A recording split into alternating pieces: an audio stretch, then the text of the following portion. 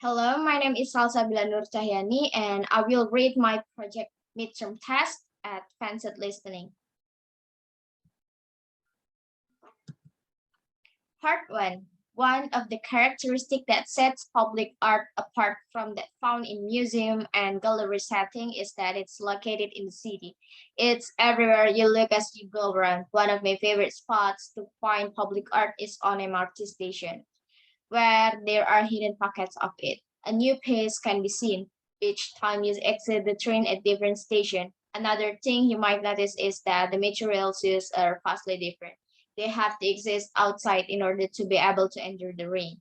As a result, they might be fashioned of a more substantial material. They're also more long-term. One of the things I like about public art is that it might be site specific, meaning that it is either relevant to this past or not. And I have something new to say about it. It means that every time you look a room with a viewpoint, you can find something fresh, different, or enjoyable that you haven't noticed before. Honestly, as long as you're walking in the city center or in heritage sites like Kampong Glam, India, Chinatown, look around you. You'll find a sculpture or mural or painting to something that's public and an outlook.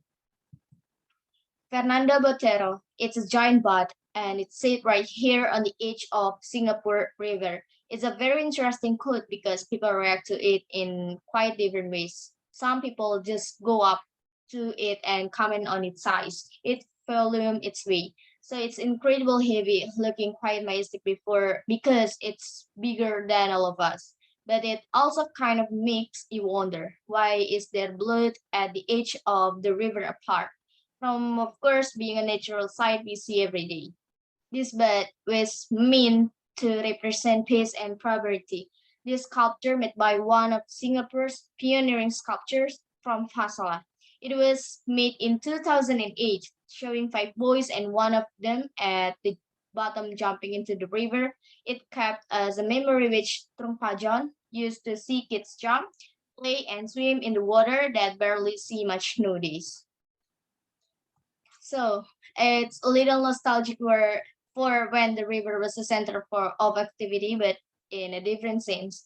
One of the things I particularly like about this piece is that the closer you get to it, the more you can see every aspect of the children's area. It's easy to see how pleased and thrilled they are as they jump into the river.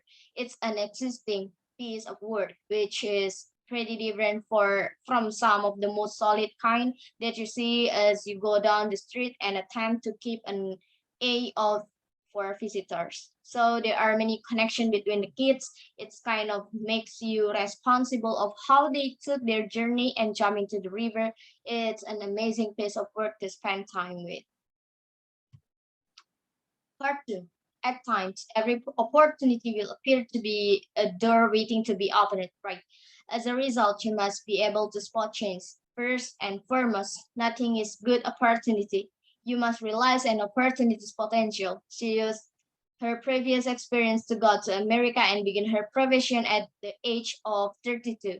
It was a period in her life when she was informed that she should end up there. I'm referring to your shelf life. She began her career in films when she was 19 years old. She was encouraged to hurry because her life will be like that in 10 to 12 years if she was lucky.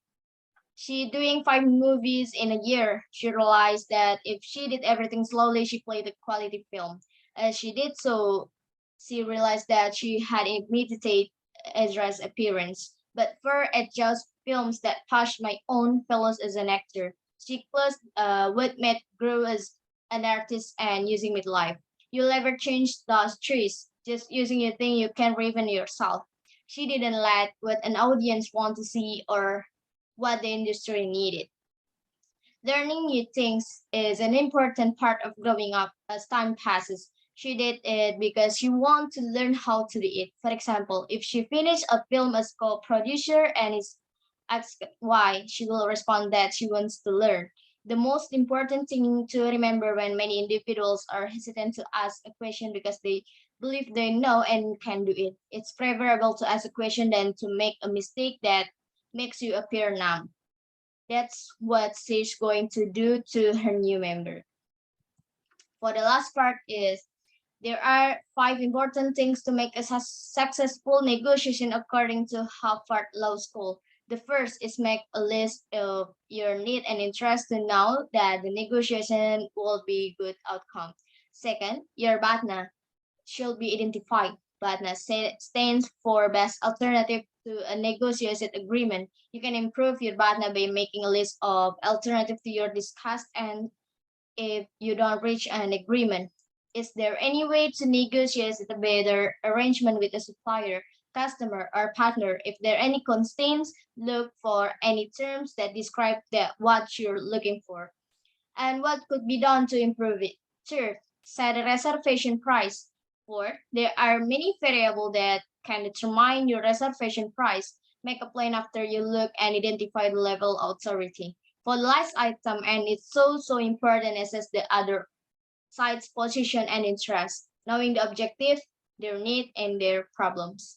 Finish. Thank you.